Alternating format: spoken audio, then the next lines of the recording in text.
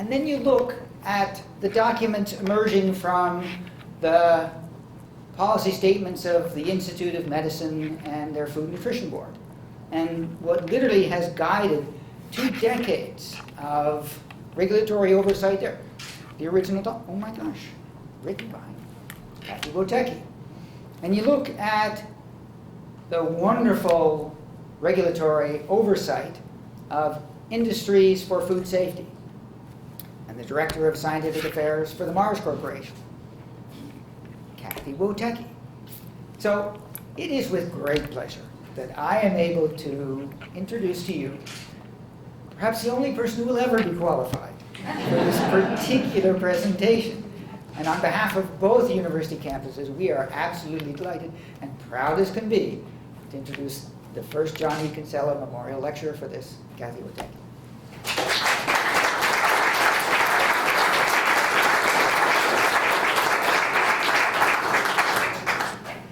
Well, thank you very much, Bruce, for that very gracious introduction.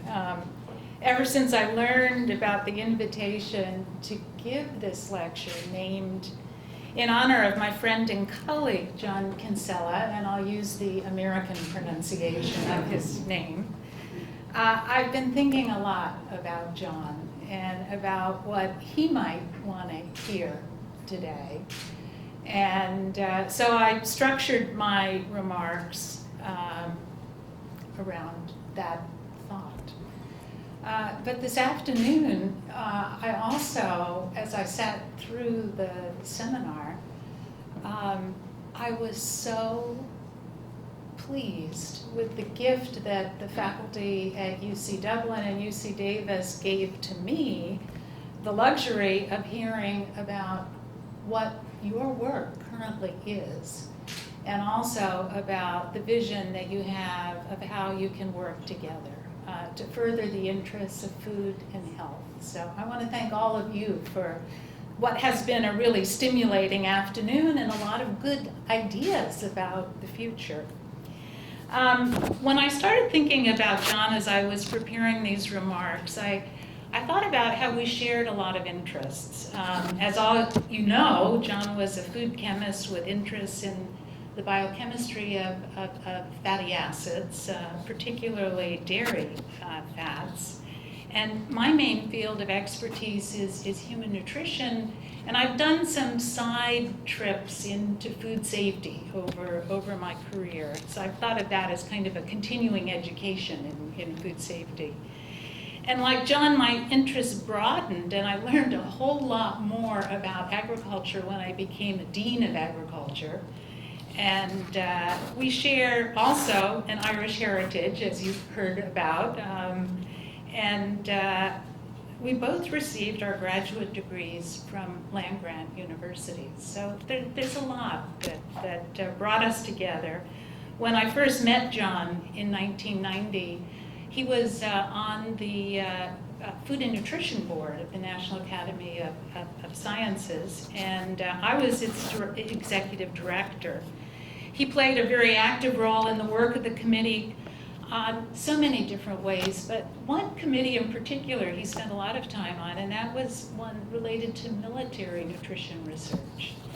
And during his time with that committee, they took on some really interesting questions, like how much fluid replacement should troops get when working in very hot and dry environments? And their advice proved very important and changed the water doctrine that the US military implemented during the first Gulf War. And that action dramatically reduced the number of cases of heat stroke in American troops who were serving in the Gulf at that time. Another interesting question that they were posed was, how much can you starve Rangers during training until they get sick? And the committee's advice led to a restructuring of the Ranger food protocols during training. So he played a very important role in that committee.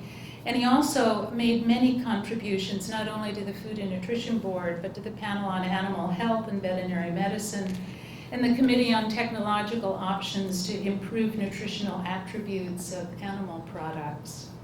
But it's been more than 20 years since John's premature death, and I thought that my lecture could be more along the lines of a conversation with an old friend that I hadn't seen for a long time, bringing him up to date on what the current perspective is on food and agriculture research. I think he would have foreseen many of the trends that have created the reality that we're dealing with today.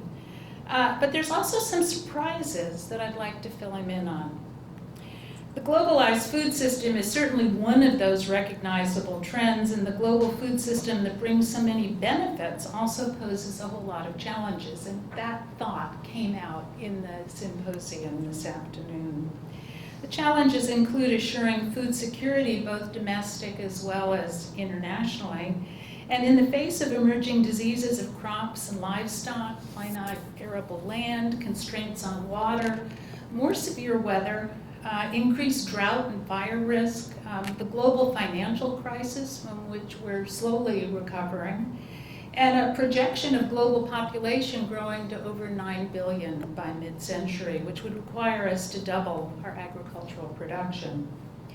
There's also the budding bioeconomy, to which we're looking to agriculture as the alternative to petroleum and the source of chemical feedstocks for fuel, for pharmaceuticals, and for other industrial applications. And our ability to meet and overcome these 21st century challenges is going to depend upon a strong foundation of food and agricultural science. Our success in achieving food security and fulfilling all of the other requirements that we're putting on agriculture to provide for the bioeconomy, provide ecosystem services, and more is going to depend on the foresight as well as the success of our scientific endeavors. In the work that I do now at USDA, we're focusing on addressing what we've constructed as 5 grand challenges. Assuring food security, both domestic and international, providing safe food, promoting lifelong health through improved nutrition, but building the bioeconomy, and in order to accomplish all of this, developing long-term sustainable agricultural systems that are resilient to climate change. These are the priorities for research performed in our intramural programs and also that we're supporting in universities across the country. And each one of these challenges is complex and is going to require very multifaceted approaches to research. They are also challenges that require us to partner with research organizations in other countries, and I'm going to speak to that in a moment. 3 of these grand challenges of food security, food safety, and improving health through nutrition are really what I want to focus on a little bit today. And I would argue that we need to address the 3 of them together in the context of climate change to achieve a food supply that's sufficient for our growing population, safe and health promoting, resilient to climate change, and sustainable into future generations. When I served as Undersecretary for Food Safety during the Clinton administration, I used to say that no food is nutritious if it's not safe, and they go together. So when I think about the food security challenge, I think we need to consider all aspects of producing a health-promoting diet for all that will be long-term sustainable. Enough food of the right mixture of foods, fruits, vegetables, grains, animal products, and food that's free of disease-causing pathogens and toxins. The adaptation of agricultural systems to climate is increasingly the organizing principle for agricultural research, and sustainable intensification of agricultural production is increasingly recognized as the key to food security. I hope as we move forward toward that goal of climate-adapted, sustainable intensification of production, that we can begin to organize our thinking to also include the science we need to reach that healthful as well as sustainable diet. Energy is not going to be enough for that population of over 9 billion. Energy alone is not going to support the population in all aspects of health. So I'm very pleased that the work underway in the United States and other countries to expand the models that are currently used to project the effects of changing climate on agricultural production are being expanded to include other than the major crops, rice, wheat, and corn, the sources of calories from the starchy crops that are staples for people around the world. The work underway will expand the models to encompass fruits and vegetables and other sources of important nutrients to maintain good health. And I think the expanding of those climate models is also going to give us a lot of big challenges that are already being projected by those models. Several years ago, the Economic Research Service at USDA did an analysis of the changes that would need to occur in US agriculture if Americans were to adopt our recommended servings of fruits and vegetables for good health, what we recommend in dietary guidelines for Americans. The numbers are a bit out of date today, but if you look at the directions and the magnitudes of what they projected, they paint a picture of the extent of change that we would still need to make in order to meet our current dietary recommendations for health promotion and disease prevention. Dairy production would have to rise, production of legumes would go up dramatically, while starchy vegetable production would have to fall. Fruit acreage would have to double, wheat production would fall off. Of course, we know that the US population so far has not adopted these recommendations completely, but the directions and the magnitude of the change in production that this analysis projected, I think, are instructive as to how a healthful diet might influence future American agricultural production. And I've challenged my colleagues at USDA with a new question, and that is a health-promoting diet going to be long-term sustainable?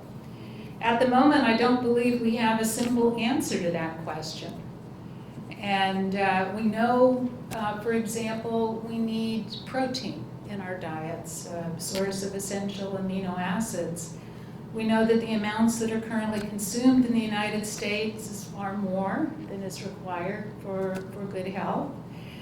We also know that our suggested diets would recommend limiting the amount of protein that's currently consumed. But we also don't see people moving as in large numbers to largely vegetable-based diets. And as we look around the world, as countries are continuing economic development, their populations are demanding more meat products.